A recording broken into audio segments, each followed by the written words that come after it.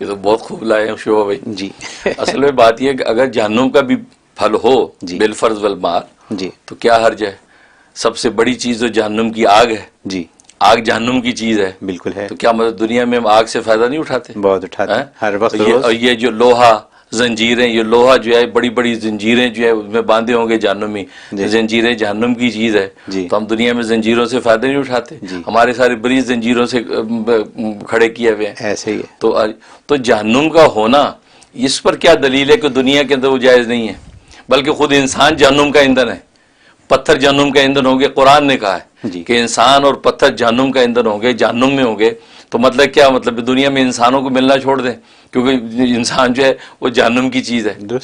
تو یہ بات تو کیونکہ آگ کا جہنم کا ہونا یہ تو بالکل صریح اور واضح ہے جی کہ آگ جہنم کا عنصر ہے، آگ جنت میں آگ ہوگی نہیں جی ہے، تو پھر آپ دنیا میں آگ سے فائدہ کیوں اٹھاتے ہیں؟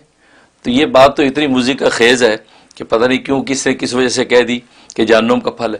اور پھر دوسری بات یہ کہ اصل میں جس بھی عالم نے یہ بات کہی ہے ان کو بڑا مغالطہ لگ گیا، وہ شاید قرآن کریم کی آیت سے استدلال کرنا چاہتے ہوں گے۔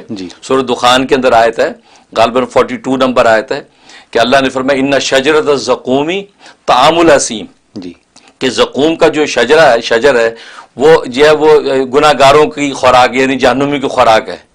تو مزے کی بات ہے وہاں تو شجرۃ زقوم ہے، زقوم کا درخت ان کا، ثمرۃ زقوم تو نہیں کہا کہ زقوم کا پھل، وہ تو پھل کی ممانعت پیش کر رہے ہیں نا کہ یہ اسٹرابری پھل جو ہے اس کو زقوم قرار دے کر کہہ رہے کہ یہ کھانا جائز نہیں ہے۔ تو وہ قرآن کریم میں تو پھل کا لفظ نہیں، وہاں تو شجرہ کا لفظ ہے کہ یعنی شجرہ کھایا جائے گا، تو اس کا درخت کھانا جو ہے، درخت جو ہے وہ جہنمیوں کی خوراک ہے، اور دنیا کے اندر اس کا درخت تو کوئی نہیں کھاتا، پھل کھاتا ہے، اور قرآن میں پھل کا لفظ ہے نہیں، قرآن میں تو ثمرۃ زقوم ہونا چاہیے پھر کہ زقوم جو ہے اس کا پھل کھانا جو ہے یہ جہنمیوں کی خوراک ہے، جبکہ وہاں تو شجرۃ زقوم ہے کہ زقوم کا جو درخت ہے یہ جہنم کی خوراک ہے، اور دنیا میں زقوم کا درخت کوئی نہیں کھاتا۔ کیا اسٹرابری کی جو بیل ہے جو درخت ہم کھاتے ہیں؟ نہیں کھاتے، ہم تو پھل کھاتے ہیں، اور پھل کی ممانعت قرآن میں بھی نہیں ہے۔ جی ہاں، تو معلوم ہے کہ اگر انہوں نے زقوم کے لفظ سے یہ بات نکالی ہے تو وہ بھی ان کو مغالطہ لگ گیا کہ انہوں نے زقوم کا جو درخت جو ہے اس کو خوراک سمجھ لیا، حالانکہ جو دنیا کے اندر تو پھل کھایا جاتا ہے، جی درخت نہیں کھائے جاتے، درخت نہیں کھایا جاتا، ٹھیک ہے ایک بات۔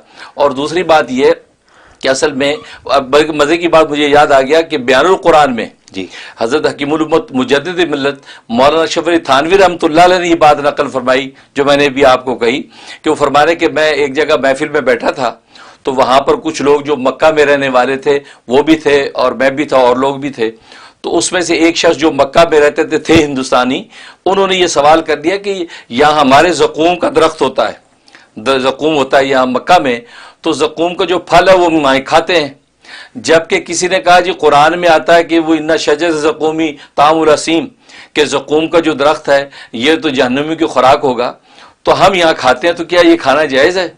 تو حضرت حکیم الامت تھانوی رحمۃ اللہ علیہ فرماتے ہیں میں نے ان سے کہا کہ وہاں قرآن میں تو شجرۃ زقوم کی ممانعت ہے، شجر زقوم ذکر ہے، ثمرۃ زقوم کا ذکر تو نہیں ہے، جی ہم تو پھل کھاتے درخت تو نہیں کھاتے، درست، تو لہذا اس آیت کے تحت یہ بات آتی نہیں ہے۔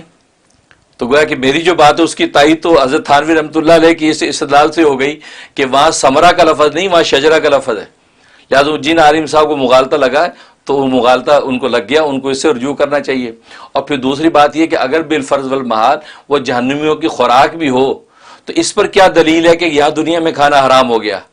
کیونکہ جہنم کے اندر جو بھی چیز ہے وہ آگ کی بنی ہوئی چیز ہے، وہاں کے درخت بھی آگ کے ہوں گے، وہاں کے پھل بھی آگ کے ہوں گے، ہر چیز آگ کی ہے، تو دنیا کے اندر جو ہم پھل کھاتے ہیں یہ تو آگ کا بنا ہوا نہیں، یہ تو مٹی کا بنا ہوا ہے، بالکل صحیح ہے، تو ان کی خوراک تو آگ کے بنے ہوئے پھل کی ہے، جی تو دنیا میں ہم جا کر یہ تو مٹی کا بنا ہوا ہے، مٹی میں پیدا ہوتے اس کی اصل مٹی ہے، تو آگ کی وجہ سے مٹی کی ممانعت کہاں سے ہو گئی؟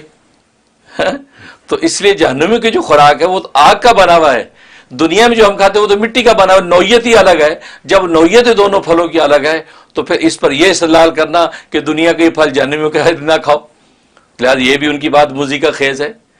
اور پھر تیسری بات یہ کہ اصل میں جو زقوم وہاں ہے، جو جہنمیوں کا زقوم، اس زقوم سے مراد کچھ اور ہے، اس سے حضرت تھانوی رحمۃ اللہ نے بھی لکھا کہ اس کی نوعیت وہ نہیں ہے جو یہاں والے کی ہے، جی وہ نام سیم ہے، نوعیت الگ ہے، لہذا جب نام سیب میں نوعیت الگ ہے، اور کتنی چیزیں ہیں.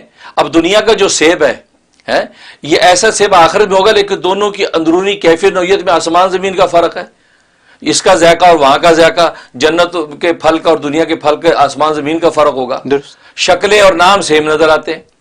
تو لہٰذا یہ ایسی باتیں کر کے آپ عوام الناس کو مغالطے میں ڈالتے ہیں، ان کو ایک وسوسے میں ڈال دیتے ہیں کہ یار یہ اسٹرابری کھانی چاہیے کہ نہیں کھانی چاہیے.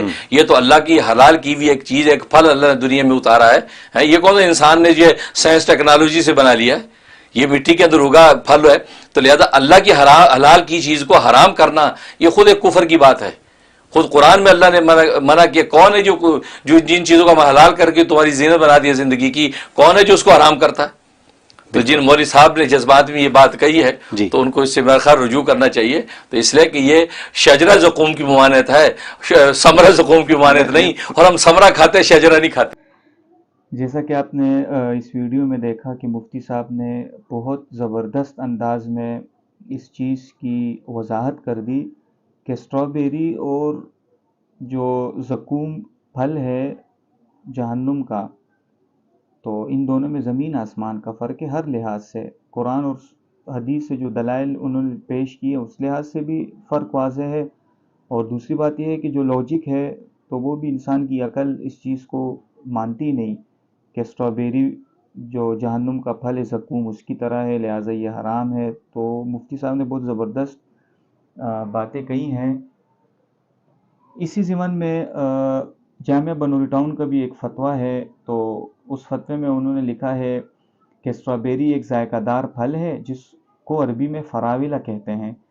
اس کا جہنم کا پھل ہونا کسی بھی شرعی دلیل سے ثابت نہیں ہے. اس کا کھانا بلا شبہ جائز اور حلال ہے. جہنمی کی غذا کے بارے میں آتا ہے کہ ان کی من جملہ غذا زقوم کا درخت ہوگا. زقوم ایک خاردار، کڑوا اور زہریلا پودا ہے جسے اردو لغت میں توہڑ کا پودا لکھا گیا ہے. زقوم اور اسٹرابیری دونوں نام، صورت، ذائقہ میں بالکل مختلف اور الگ الگ ہیں. اسٹرابیری کو زقوم قرار دینا یہ بالکل غلط ہے اور درست نہیں ہے. کسی صاحب کو اگر فتویٰ وغیرہ چاہیے ہو بنوری ٹاؤن کا تو میں ڈسکرپشن میں اس کی لنک دے دوں گا، تو وہاں سے PDF کی شکل میں وہ یہ فتویٰ وہاں سے نکال سکتا ہے.